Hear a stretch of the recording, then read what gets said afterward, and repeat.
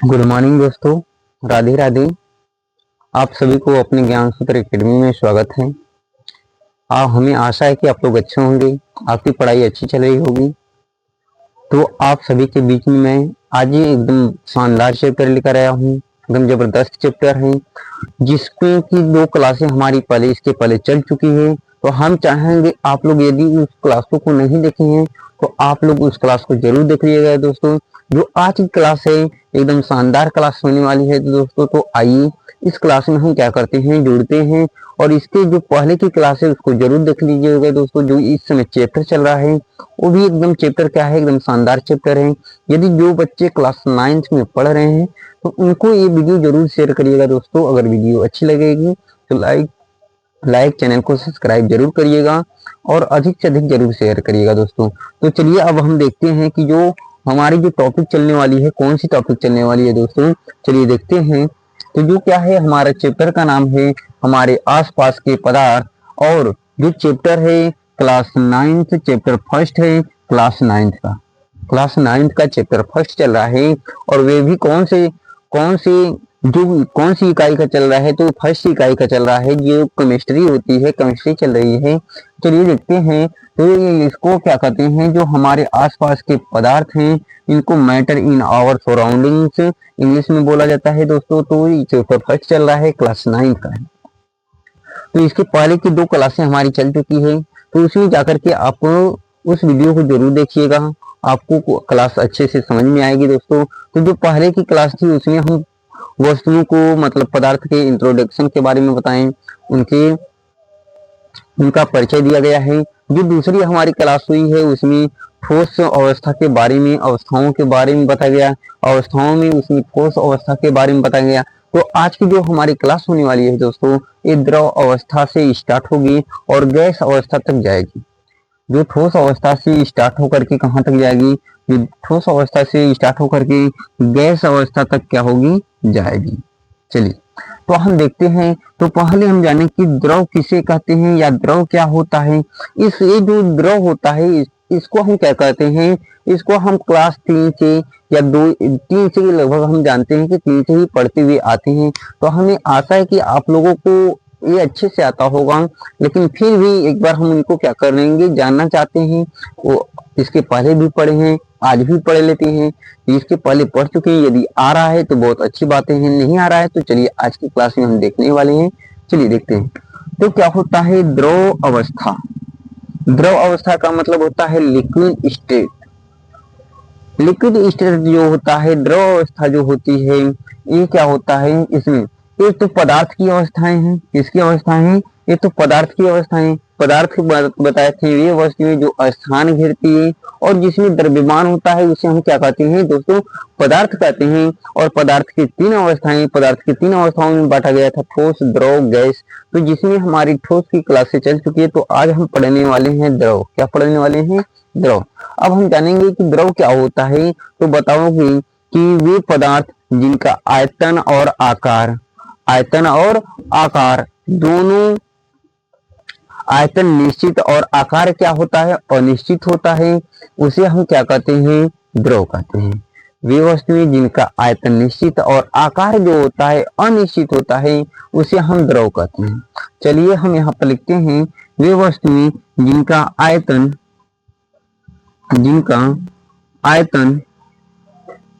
क्या होता है दोस्तों, निश्चित होता है। आयतन क्या होता है, निश्चित होता है। और आकार क्या होता है, जो आकार होता है वे अनिश्चित होता है। क्या होता है, अनिश्चित होता है। अब यहाँ पर 2 बातें यहाँ पर आई है, एक निश्चित वाली बात आई है, एक अनिश्चित वाली दोस्तों। तो अब निश्चित क्या होता है और अनिश्चित क्या होता है। जैसे हम जानते हैं कि जो क्या होता है, द्रव पदार्थ होता है उसका आयतन निश्चित होता है। तो जैसे मान लो कोई पात्र ले लिए, कोई बर्तन ले लिए, उसका आयतन निश्चित कब कहेंगे कि कब इसका आयतन निश्चित है या अनिश्चित है, कैसे पता चलेगा। तो हम क्या करेंगे, यदि 1 लीटर हम जल को लेते हैं और उसको किसी पात्र में, मान लो बॉटल में डालें, 1 लीटर जल को यदि हम बोतल में डालेंगे तो वह जल तो 1 ही लीटर रहेगा, 2 लीटर तो होगा नहीं, 2 लीटर होगा नहीं। तो जिस पात्र में मतलब हम 1 लीटर जो जल लिए हैं, जो उसकी मात्रा है जल की जो मात्रा है ये तो कम बेसी तो होगी नहीं दोस्तों। तो ये तो अगर 1 लीटर है तो उसको चाहे हम बोतल में डालें, चाहे भगोने में डालें, चाहे बीकर में डालें, चाहे बड़ी सी थाली में डालें, वो उसका जो आयतन होगा दोस्तों एक ही होगा, 1 ही लीटर जल होगा, 2 लीटर तो होगा नहीं। तो इसीलिए इसका आयतन क्या होता है, निश्चित होता है। तो उसके आयतन में कोई परिवर्तन नहीं होता है। जितना आयतन 1 लीटर पानी को यदि हम भगोने में डालेंगे तो 2 लीटर तो होगा नहीं, 1 ही लीटर होगा। तो जो हम पानी डाल रहे हैं, जितना पानी है वही उसका आयतन है, जो उसकी मात्रा है वही उसका क्या है, आयतन है। अब फिर इसके बाद आता है कि आकार। जो आकार होता है अनिश्चित होता है। जो द्रव पदार्थ होता है इसका आकार क्या होता है दोस्तों, अनिश्चित होता है। तो कैसे हम जानेंगे कि द्रव पदार्थ का आकार अनिश्चित होता है? तो दोस्तों क्या होता है, जैसे मान लीजिए कि हम क्या करते हैं, 1 लीटर पानी लेते हैं और पानी को बोतल में डाल देते हैं। किसमें डाल देते हैं दोस्तों, जैसे मान लीजिए 1 लीटर पानी लिए और किसमें डाल दिए, बोतल में डाल दिए। जब बोतल में डालेंगे 1 लीटर जल को तो ये बोतल का आकार ग्रहण कर लेगा। 1 लीटर जल को जब हम क्या करें, 1 लीटर जल को जब हम बोतल में डालें तो ये किसका आकार लिया, बोतल का। फिर 1 लीटर जल को चलिए हम क्या करते हैं, एक भगोनी में डाल देते हैं। भगोनी में क्या कर देते हैं, भगोनी में डाल देते हैं। जब भगोने में डालेंगे 1 लीटर जल को, जो 1 लीटर जल है जब हम इसको भगोने में डालें तो ये भगोने का आकार ग्रहण कर लिया। अब इसको जब हम बीकर में डालेंगे तो बीकर का आकार ग्रहण कर लेगा। जैसे बीकर बना दो, ऐसे बीकर बना दो दोस्तों। जब हम 1 लीटर जल को ऐसे पात्र में डालें, 1 लीटर जल को 1 लीटर जल को जब हम ऐसे पात्र में डालें तो ऐसा आकार ग्रहण कर लिया। तो यही इसका आकार है। अब देखिए इसका आकार निश्चित है क्या, क्या हम जब बोतल में पानी को डाले थे बोतल का आकार हो गया है। जब हम भगोने में जब पानी को डालें तो क्या बोतल के आकार का ही पानी है, नहीं ना, उसका आकार क्या हो गया दोस्तों, बदल गया। तो इसीलिए कहते हैं कि जो क्या होता है, द्रव होता है उसका आकार क्या होता है, अनिश्चित होता है। देखो आकार जो बदल रहा है अनिश्चित, जो स्थिर है वे क्या है, वे निश्चित है। जो स्थिर है वह निश्चित है, जो बदल रहा है वे अनिश्चित है।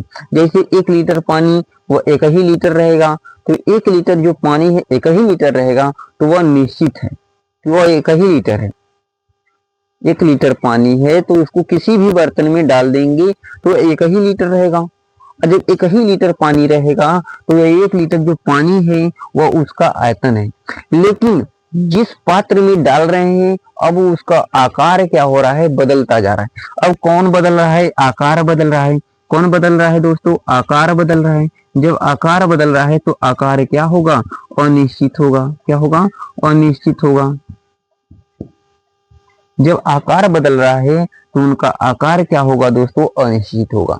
आई बातें समझ में, चलिए देखते हैं।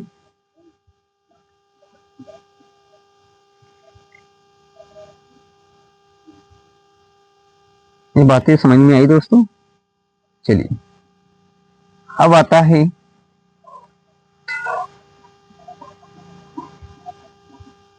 चलिए देखते हैं। तो हो गया आकार। फिर उसके बाद आता है जो द्रव पदार्थ होते हैं उनके अणुओं के मध्य की जो दूरी होती है वे ठोस की अपेक्षा अधिक होती है। वे ठोस की अपेक्षा क्या होती है, अधिक होती है। अणुओं के मध्य की दूरी क्या होती है, ठोस की अपेक्षा अधिक होती है। ठोस की अपेक्षा क्या होती है दोस्तों, अधिक होती है। और जब क्या होता है, जब दूरी अधिक होती है, जब दूरी क्या होती है, अधिक होती है तो संसंजक बल जो होता है कम हो जाता है। जो संसंजक बल होता है अणुओं के बीच का वे क्या होता है, कम हो जाता है। क्या हो जाता है, अणुओं के बीच का संसंजक बल क्या हो जाता है, कम हो जाता है। और जब क्या होता है, संसंजक बल कम होता है तब गति क्या होती है, गति जो अणु होते हैं वे स्वतंत्र रूप से चारों वे क्या करते हैं, स्वतंत्र रूप से गति करने लगते हैं। चारों दिशाओं में स्वतंत्र रूप से क्या करने लगते हैं, गति करने लगते हैं। तो आया दोस्तों कि जो क्या होती है, अणुओं के जो द्रव पदार्थ होता है, द्रव पदार्थ के अणुओं के मध्य की जो दूरी होती है अधिक होती है। जब दूरी अधिक होगी तो ससंजक बल क्या होगा, कम होगा। जब दूरी अधिक तो ससंजक बल क्या होगा, कम होगा। और जब ससंजक बल कम होगा तो अणु क्या करेंगे, जो अणु होंगे वे क्या करेंगे, स्वतंत्र रूप से क्या होंगे, गतिशील हो जाएंगे। स्वतंत्र रूप से क्या हो जाएंगे, गतिशील हो जाएंगे। चलिए फिर भी इसके बाद आता है कि जो क्या होता है, द्रव पदार्थ का आकार क्यों अनिश्चित होता है। तो क्यों अनिश्चित होता है, क्योंकि अणु की जो गति होती है, जो अणु की गति होती है वे गतिशील होती है। अणुओं में क्या होती है, गति होने लगती है। अणुओं में तेजी से क्या होती है, जो अणु होते हैं अणु में तेजी से क्या होती है, तेजी से गति होती है, जिसके कारण क्या होते हैं, इनके जो आकार होते हैं अनिश्चित होते हैं। जिनके कारण इनके आकार क्या होते हैं दोस्तों, अनिश्चित होते हैं। फिर इसके बाद आता है दोस्तों आयतन। क्या आता है, आयतन। जो ठोस पदार्थ होते हैं, सॉरी, जो द्रव पदार्थ होते हैं उनका आयतन किस प्रकार कार्य करता है। तो जो उनका आयतन होता है, वे जो द्रव पदार्थ के जो आयतन होते हैं वे निश्चित होता है। क्या होता है, निश्चित होता है। आखिर कैसे निश्चित होता है, किसके कारण वह निश्चित होता है उसका आयतन। तो दोस्तों देखिए, उनके अणु क्या होते हैं, उनके द्रव पदार्थ के अणु के कारण क्या होता है, उनका आयतन निश्चित होता है। अब देखिए अणु क्या कार्य करते हैं कि इनका आयतन निश्चित हो जाता है, और अणु क्या कार्य करते हैं कि जिसके कारण क्या होता है, इनका जो आकार होता है अनिश्चित हो जाता है। तो आयतन इसलिए निश्चित होता है क्योंकि जो इनके अणु होते हैं सीमा के अंदर रहकर गति करते हैं। गति तो करते हैं लेकिन सीमा के अंदर रह करके, सीमा के अंदर रह के गति करते हैं, अंदर गति करते हैं, और ऊपरी पृष्ठ को छोड़ करके नहीं जा पाते हैं, छोड़ते नहीं। जो द्रव का ऊपरी सीमा होती है, ऊपरी सीमा होती है, इसको छोड़ करके नहीं जाते हैं। और द्रव के ऊपरी सतह जो द्रव का ऊपरी सतह होता है, जो इनके अणु होते हैं, द्रव के ऊपरी सतह के जो क्या होते हैं, अणु होते हैं, ऊपरी सतह के अणु अंदर के अणु क्या करते हैं, आकर्षित कर लेते हैं। यदि द्रव के अणु क्या होते हैं, ऊपरी सतह पर जाते हैं, तो जो क्या होते हैं, जो अंदर के अणु होते हैं उनको खींचते रहते हैं, आकर्षित करते रहते हैं। आई बातें समझ में। चलिए देखते हैं कि जो द्रव पदार्थ की क्या होती है, जो आयतन क्यों निश्चित होता है, क्योंकि अणु क्या होते हैं, अणु सीमा के अंदर रह करके क्या करते हैं, गति करते हैं।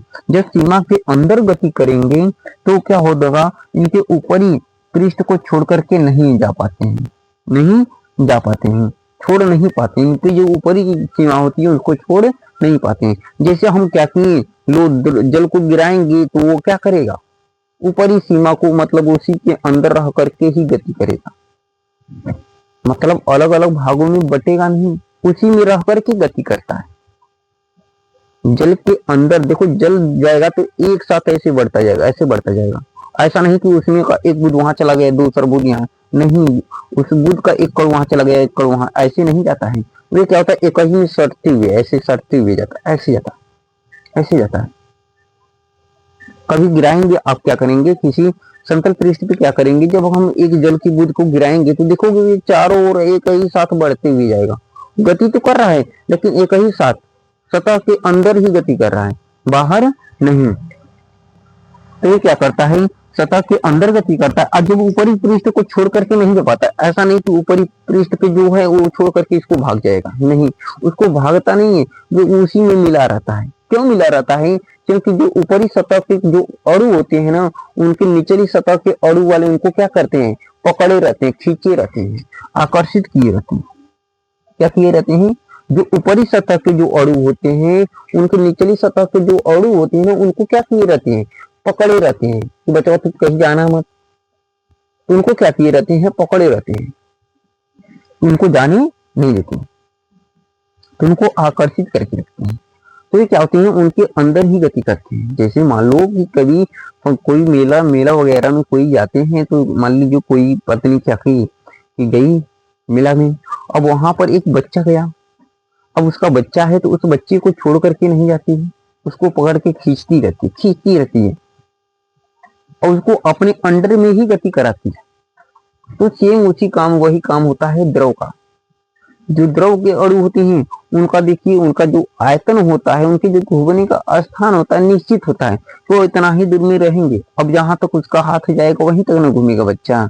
अब देखो जैसे मान लो बच्चा चल रहा है मेला में, अब हम उसको ले गए हैं, उसका हाथ पकड़े हुए हैं, तो वो हमारे अंदर ही गति करेगा, हमारे सतह से हमारे हाथ जितना दूर जाएगा उतना ही दूर गति करेगा। तो उसी तरह जो क्या होते हैं द्रव के अणु होते हैं, वे सीमा के अंदर ही गति करते हैं। अब वो उसके ऊपरी सतह को छोड़ करके नहीं जा पाते हैं। अब उसके हाथ को वह छोड़ करके बच्चा नहीं जा पाएगा, नहीं जा सकता है। अगर जाएगा तो खो जाएगा ना। और क्या होता है द्रव के ऊपरी सतह और अंदर के अणु क्या होते हैं, जो द्रव के ऊपरी सतह के अणु होते हैं और अंदर के अणु, उन दोनों को क्या करते हैं, खींचते रहते हैं। अब जैसे मान लो कि हम हैं और बच्चा है, तो बच्चा को जब मेला में जा रहा है, पिछड़ रहा है, तो हम उसको क्या करेंगे, खींचेंगे। क्या करते रहते हैं, खींचते रहते हैं। तो क्या करते रहते हैं, आकर्षित करते रहते हैं। और जो क्या होते हैं ऊपरी पृष्ठ को जो अणु होते हैं भेद करके बाहर नहीं जा पाते हैं। अब वो हमसे हाथ छोड़ा करके बच्चा बाहर नहीं जा सकता है, पीछे नहीं जा सकता है, नहीं तो जाएगा तो उधर ही रह जाएगा। तो इसी तरह क्या होगा, इनके जो अणु होते हैं उनके बाहरी पृष्ठ को भेद करके बाहर नहीं जा पाते हैं। बातें समझ में आई। चलिए अब चलते हैं दोस्तों तरलता। तरलता का गुण, जो द्रव पदार्थ होता है, द्रव अवस्था में क्या होती है, तरलता का गुण पाया जाता है। अब तरलता का गुण कैसे पाया जाता है, क्यों हम कहेंगे कि ये तरल पदार्थ है, तरलता का गुण पाया जाता है। तो हम जानते हैं कि जो अणु होते हैं ना गतिशील होते हैं। जब अणु गतिशील होते हैं, तो जब अणु गतिशील होते हैं तो उसमें क्या होता है, तरलता का गुण पाया जाता है। अणु गतिशील होने के कारण वे पदार्थ क्या होते हैं, तरल। द्रव पदार्थ क्या होते हैं, तरल पदार्थ होते हैं, तरल पदार्थ होते हैं। अब देखो जो क्या होता है, जो अणुओं में गति होगी तो फैलेंगे, फैलेंगे तो इसमें तरल पदार्थ पाया जाएगा। और जब तरल पदार्थ होते हैं तो द्रव की तरलता जो होती है ससंजक बल पर निर्भर करती है। ससंजक बल पर क्या करती है, ससंजक बल पर निर्भर करती है। जो द्रव की तरलता का गुण पाया जाता है एक किस पर निर्भर करता है, ससंजक बल पर। उसमें ससंजक बल होता है, ठीक ना। अभी बताया उसमें ससंजक मतलब एक सहयोगी होता है, ससंजक बल होता है, जिसके कारण भी क्या करता है उतना दूर घूम सकता है। उसमें तरलता का गुण पाया जाता है, घूमेगा लेकिन ज्यादा दूर नहीं, वे अपनी एक निश्चित सीमा के आसपास घूमेगा। अब देखो जब क्या होगा, जब सांद्र द्रव होगा, जब सांद्र द्रव होगा तो गतिशीलता कम होगी। गतिशीलता क्या होगी, कम होगी। और जब तनु द्रव होगा तो गतिशीलता क्या होती है, तरल क्या होती है, गतिशीलता उसमें अधिक होती है। जैसे सांद्र है तो उसमें गतिशीलता, जैसे कोई बच्चा शांत है, थोड़ा सा शांत स्वभाव का है, तो थोड़ा सा कम इधर उधर भगेगा, तो गतिशीलता उसमें कम होगी। वो हमेशा अपने माँ जिसके साथ गया होगा मेला घूमने के साथ, हमेशा उसके पीछे सटा रहेगा, उसके पैर के पास। लेकिन जो क्या होता है, थोड़ा सा तनु होता है, ठीक है, थोड़ा सा अच्छा हष्ट पुष्ट होता है, तो क्या करता है, थोड़ा सा गति क्या करता है, अधिक करता है। जब तक खींचेंगे नहीं तब तक वो बच्चा आएगा नहीं। तो उसी तरह द्रव पदार्थ में तरलता का गुण पाया जाता है, वे जब सांद्र होता है, सांद्र द्रव होता है तो गतिशीलता कम होती है। और जब क्या होगा, तनु द्रव होगा तब उसमें गतिशीलता क्या होती है, अधिक पाई जाती है। जब तनु द्रव होता है तो गतिशीलता क्या होती है, अधिक पाई जाती है ना। जैसे देखते हो ना, जैसे मान लो कोई बच्चा गया और मेला में घूम रहा है, उसकी माँ ले गई है, हाथ पकड़ी हुई है। जब हाथ पकड़ी हुई है, जब यदि बच्चा शांत है, मतलब सांद्र का मतलब यदि बच्चा शांत है तो मम्मी के पीछे लगा रहेगा। अगर बच्चा थोड़ा सा तनु है, मतलब क्या है, थोड़ा सा हष्ट कुछ अच्छा है, ठीक है, तब वो क्या है, तब वो क्या करता है, गति थोड़ा ज्यादा करता है। थोड़ा गतिशील क्या होता है, इसमें गति ज्यादा होती है, थोड़ा तेज भी चलता है, और भी क्या करता है, दूर तक गति कर लेता है, ठीक ना। हाथ पकड़े ही उधर भी चला जाएगा, उधर भी शुरू करके चला जाता है। तो इसीलिए जो क्या होता है, तनु द्रव होता है, इसमें गतिशीलता क्या होती है, अधिक होती है। क्या होती है, अधिक होती है। चलिए आते हैं गैस अवस्था। क्या आता है, गैस अवस्था। जो गैस अवस्था होती है, जो गैस स्टेट होता है, इसमें क्या होता है, अब इसमें जो गैस अवस्था होती है, इसमें इनके आयतन और आकार दोनों अनिश्चित होते हैं। तो बताओगे वे पदार्थ जिनका आयतन और आकार दोनों क्या होते हैं, अनिश्चित होते हैं। वे पदार्थ जिनके आयतन और आकार दोनों क्या होते हैं, अनिश्चित होते हैं, उसे हम क्या कहते हैं, गैस कहते हैं। गैस बता लोगे दोस्तों, बताओगे वे पदार्थ हम पढ़ रहे हैं, बताओगे वे पदार्थ जिनका आयतन और आकार दोनों क्या होते हैं, अनिश्चित होते हैं, उसे हम क्या कहते हैं, गैस कहते हैं। जिनका आयतन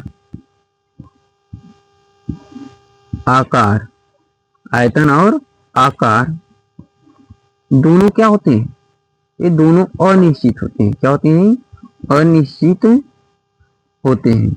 और जब दोनों क्या होते हैं, अनिश्चित होते हैं, आयतन और आकार दोनों अनिश्चित होते हैं, तो उसे हम क्या कहते हैं, अब इसको जिनका आयतन और आकार दोनों अनिश्चित होते हैं, उसे हम क्या कहते हैं, गैस कहते हैं।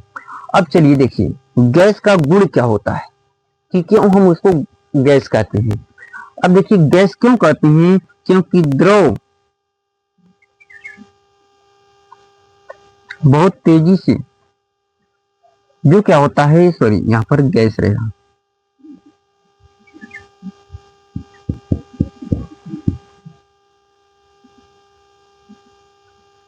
गैस जो गैस के अणु रहेंगे, वे बहुत तेजी से गतिमान होते हैं। क्या होते हैं, बहुत तेजी से गतिमान होते हैं, बहुत तेजी से गति करते हैं। जो द्रव अणु होते हैं, सॉरी जो गैस के अणु होते हैं ना, जो कण होते हैं ना, बहुत तेजी से गति करते हैं। जब बहुत तेजी से गति करते हैं तो उसमें गतिज ऊर्जा उत्पन्न होती है। जब तेजी से गतिमान होंगे तो उसमें कौन सी ऊर्जा उत्पन्न होगी, गतिज ऊर्जा। जब मान लो हम चल रहे हैं, गति कर रहे हैं, तो हमारे अंदर कौन सी ऊर्जा उत्पन्न हुई, गतिज ऊर्जा। जब हम दौड़ रहे हैं तो हमारे अंदर गति हो रही है, तो कौन सी ऊर्जा उत्पन्न हो रही है, गतिज ऊर्जा। जब वस्तु गतिमान होती है, जैसे मान लो क्या है, बाइक चल रही है, तो जब बाइक चल रही है तो बाइक में कौन सी ऊर्जा उत्पन्न होगी, गतिज ऊर्जा। कौन सी ऊर्जा उत्पन्न होगी, गतिज ऊर्जा। जब क्या होता है, गैस के अणु बहुत तेजी से गतिमान होते हैं, बहुत तेजी से दौड़ते हैं, तो उसमें जब बहुत तेजी से गतिमान होते हैं तो उसमें कौन सी ऊर्जा उत्पन्न होती है, और गतिज ऊर्जा। और गतिज ऊर्जा अधिक हो, गतिज ऊर्जा होती है, और गतिज ऊर्जा क्या होती है, अधिक होती है। जब वस्तु तेजी से गतिमान होगी तो उसमें गतिज ऊर्जा क्या होगी, अधिक होगी। गतिज ऊर्जा क्या होगी, गति। यदि धीरे धीरे चल रहे हैं तो हमारे अंदर गतिज ऊर्जा क्या है, कम है। लेकिन वही हम तेजी से चल रहे हैं, जब तेजी से चलेंगे तो गतिज ऊर्जा क्या होगी, अधिक होगी।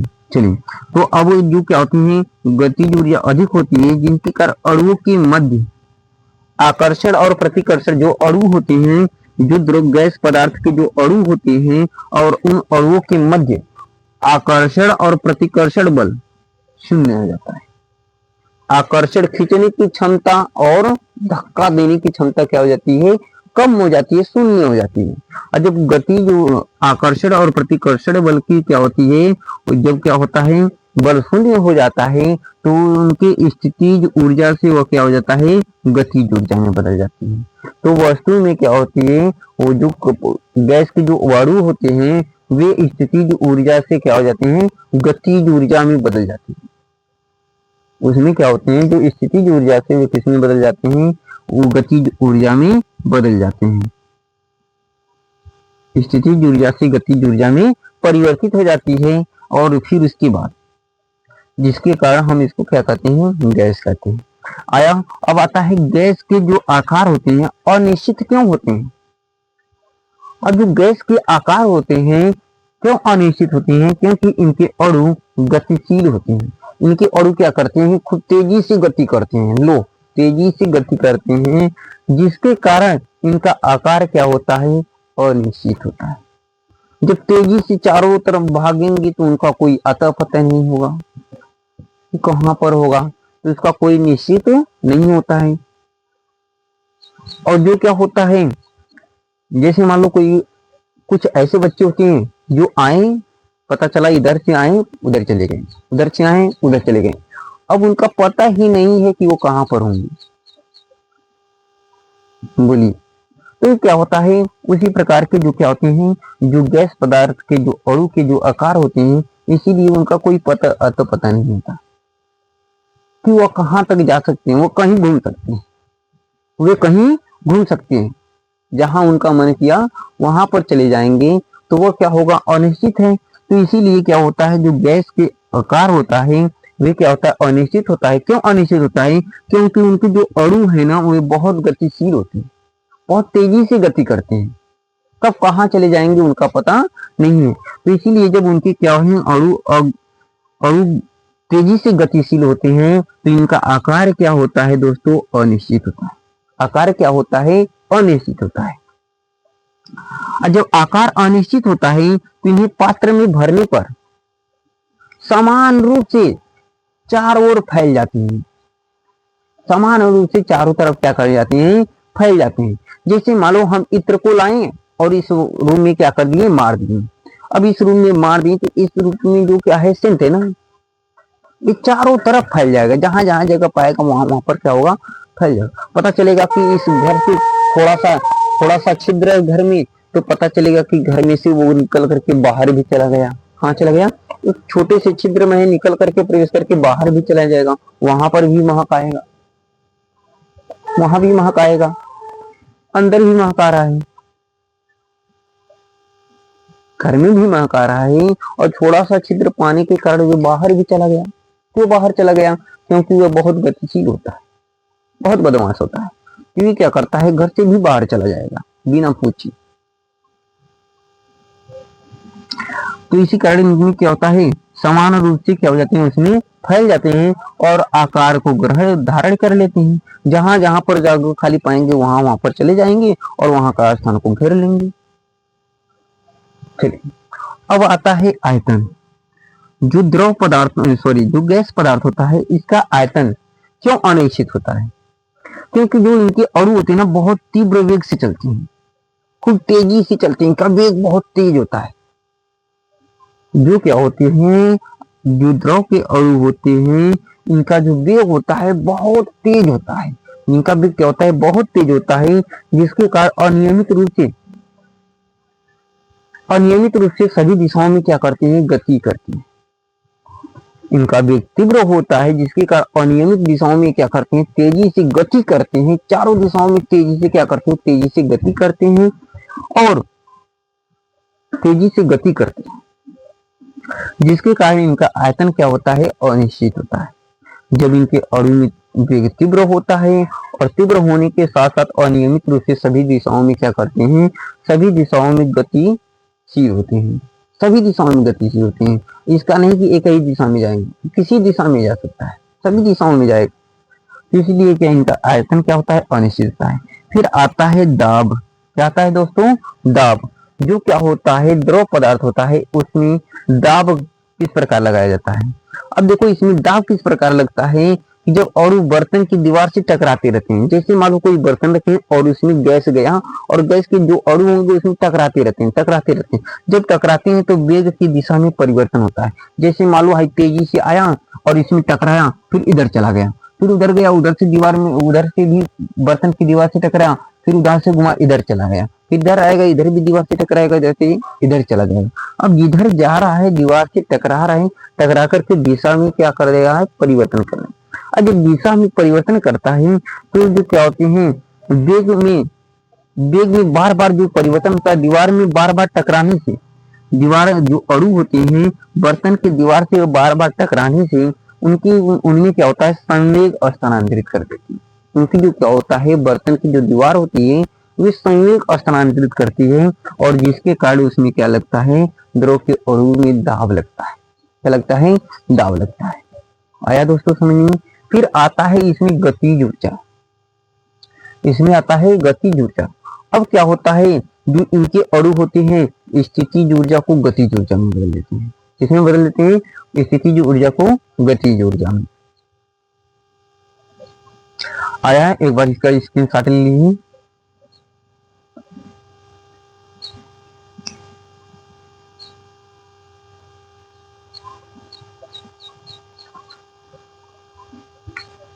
चलिए देखते हैं, आ गया। चलिए तो अब एक बार ध्यान से सुन लीजिए क्या क्या क्या हुआ है। तो पहले जो हमारा जो चला है, हमारे आसपास के पदार्थ, ये जो चैप्टर था, इसके चैप्टर में इसकी पहले की 2 क्लासें पढ़ा दी थी, जिसमें पदार्थ की वस्तुओं की अवस्थाओं के मतलब वस्तुओं के अनुभव के बारे में बताई थी। फिर उसके बाद हम बताएं पदार्थ की अवस्थाओं के बारे में। पदार्थ की अवस्थाओं में जो चला हमारा ठोस चला। ठोस चलने के बाद आज की जो हमारी क्लास चल रही है वे द्रव अवस्था से स्टार्ट है। और द्रव अवस्था में बताए हैं द्रव अवस्था किसे कहते हैं, जिसका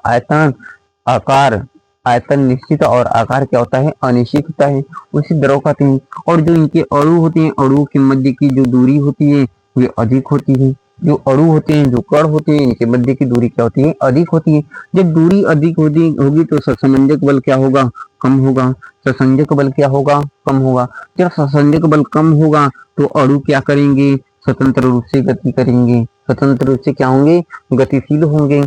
फिर उसके बाद आता है कि जो द्रव पदार्थ का आकार क्या होता है, अनिश्चित क्यों होता है, क्योंकि इनके अणु जो होते हैं तेजी से गतिशील होते हैं, जिनके कारण इनका आकार क्या होता है, अनिश्चित होता है। फिर उसके बाद आता है कि आयतन, इनका आयतन क्यों निश्चित होता है, इसलिए निश्चित होता है क्योंकि इनकी जो अणु होती है सीमा के अंदर रह करके गति करते हैं। द्रव के सीमा के अंदर रह करके जो द्रव के अणु होते हैं द्रव की सीमा के अंदर रहकर गति करते हैं और जिसके ऊपरी पृष्ठ को छोड़ करके नहीं जा पाते हैं। जब सीमा के अंदर रह करके गति करते हैं और उनके ऊपरी सीमा को छोड़ करके बाहर नहीं जा पाते हैं, और जो अणु होते हैं वे द्रव के ऊपरी सतह के जो अणु होते हैं, जो निचली सतह के अणु उनको क्या करते हैं, ऊपरी सतह के अणु को आकर्षित करते हैं, खींचते हैं।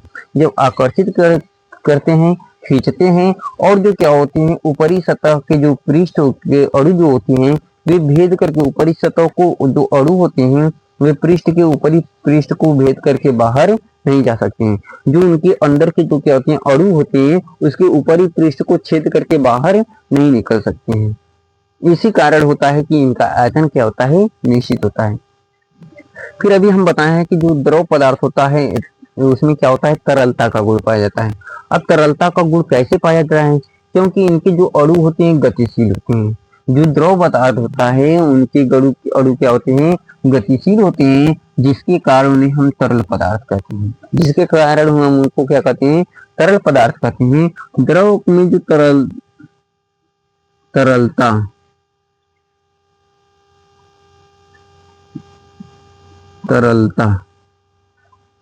जो तरलता होता है, तरलता का गुण संसंजक बल पर क्या करता है, निर्भर करता है। जो तरलता का गुण होता है, तरलता का जो गुण होता है ये किस पर निर्भर करता है, संसंजक बल पर क्या करता है, निर्भर करता है। अब संसंजक बल पर निर्भर करता है कि जब क्या होगा, सांद्र द्रव होता है तो गतिशीलता क्या होती है, कम होती है। जब कोई भी द्रव में क्या होगा, जब कोई भी द्रव क्या होगा, सांद्र होगा तो उसकी गतिशीलता क्या होगी, कम होगी। जब कोई द्रव क्या होगा, तनु होगा, तनु का मतलब गाढ़ा होगा, तो उसकी गतिशीलता क्या होगी, अधिक होगी। सॉरी, जब तनु होगा मतलब हल्का होगा तो उनकी गतिशीलता क्या होगी, अधिक होगी। जब सांद्र होगा तो उनकी गतिशीलता क्या होगी, कम होगी। फिर आता है गैस अवस्था। गैस अवस्था के आयतन और आकार दोनों अनिश्चित होते हैं। तो क्यों अनिश्चित होते हैं, जो गैस के अणु होते हैं वे बहुत तेजी से गतिमान होते हैं, जिसके कारण उनकी गतिज ऊर्जा अधिक होती है। जब तेजी से गति करेंगे तो उनमें गतिज ऊर्जा क्या होगी, जाहिर सी बात है गतिज ऊर्जा अधिक होगी। जब गतिज ऊर्जा अधिक होती है तो अणुओं की मध्य जो आकर्षण और प्रतिकर्षण बल क्या हो जाता है, शून्य हो जाता है। जब गति बहुत तेजी से तो उसमें खींचने और धकेलने की क्षमता क्या हो जाती है, बहुत कम हो जाती है, मतलब शून्य के बराबर हो जाती है। जब शून्य के बराबर हो जाती है आकर्षण और प्रतिकर्षण बल जब शून्य हो जाता है तो इसमें गतिज ऊर्जा को स्थितिज ऊर्जा किसमें बदल जाती है, गतिज ऊर्जा। स्थितिज ऊर्जा किसमें बदल जाती है, गतिज ऊर्जा। अब अब स्थितिज ऊर्जा किसमें बदल जाती है, गतिज ऊर्जा। किसमें बदल जाती है, गतिज ऊर्जा में बदल जाती है। और जब गतिज ऊर्जा में बदल जाती है फिर उसके बाद आता है जो क्या होता है, गैस का जो आकार होता है क्या अनिश्चित होता है, क्योंकि इनके अणु गतिशील होते हैं और आकार क्या होता है, गतिशील होने के कारण इनका आकार क्या होता है, अनिश्चित होता है, क्योंकि वो किसी भी दिशा में गति कर सकते हैं। फिर उसके बाद आता है इनको जो जो क्या होता है गैस के अणु होते हैं, जो गैस होता है गैस को जिस पात्र में भरेंगे उस पात्र में समान रूप से चारों दिशाओं में क्या हो जाता है, फैल जाता है। फिर आता है आयतन। अब जो आयतन होता है, आयतन के अणु क्या होते हैं, तीव्र वेग से गति करते हैं। तीव्र वेग से क्या करते हैं, गति करते हैं। जब तीव्र वेग से गति करते हैं तो अनियमित रूप से चारों दिशाओं में गति करते हैं। अणुओं में क्या होता है, तीव्र वेग होता है, और तीव्र वेग होने के कारण ये क्या होते हैं, अनियमित रूप से चारों दिशाओं में क्या करते हैं, गति करते हैं, जिसके कारण इनका आयतन भी क्या होता है, अनिश्चित होता है। अब इसमें लगता है दाब। अब इनको क्या करते हैं, इन पर लगाते हैं, इनके अणुओं पर लगता है दाब। और दाब क्यों लगता है, क्योंकि अणु जो बर्तन की दीवारों पर क्या करते रहते हैं, टकराते रहते हैं, जिनके कारण इनके वेग में परिवर्तन होता रहता है। ये क्या होते हैं, जैसे मान लो कोई बर्तन है, बर्तन की दीवार पे बार बार टकराएंगे तो इनके वेग में क्या होगा, परिवर्तन होगा। जब वेग में परिवर्तन होता है, बार बार वेग में परिवर्तन होने के कारण और बर्तन की दीवार पे बार बार टकराने के कारण इनकी इनमें क्या होता है, संवेग स्थापित कर देती है। जो क्या होती है, दीवार होती है, ये संवेग मतलब दोबारा उसी पर वेग क्या कर देती है, प्रदान कर देती है, तो उस पर क्या लगता है, दाब लगता है। फिर आता है इसमें गतिज ऊर्जा होती है, काइनेटिक एनर्जी।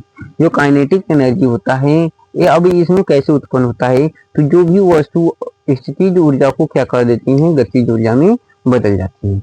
तो आज की क्लास हमारी इतना ही रहेगी। आप सभी को हमारे चैनल पे आने के लिए बहुत बहुत से धन्यवाद दोस्तों।